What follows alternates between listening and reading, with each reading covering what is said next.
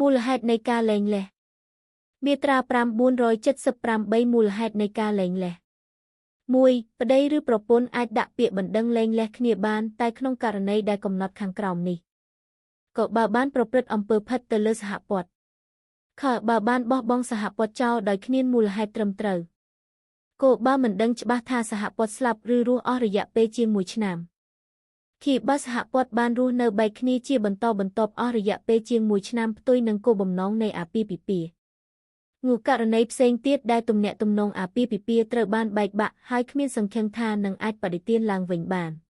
2. ទោះបីជាក្នុងករណីដែលបានកំណត់នៅក្នុងកថាខន្ទី1ខាងលើនេះក៏ដោយប្រសិនបើយល់ឃើញថាការលែងលេះគ្នានោះនឹងបណ្ដោយឲ្យការទ្រទ្រង់ជីវភាពរបស់សហព័ន្ធឬកូនក្រលំបាកយ៉ាងខ្លាំងឬមានការឈឺចាប់ដែលមិនអាចទ្រាំទ្របានតុលាការអាចច្រានចោលការទាមទារលែងលេះគ្នាដោយពិចារណាទៅលើស្ថានភាពទាំងឡាយបាន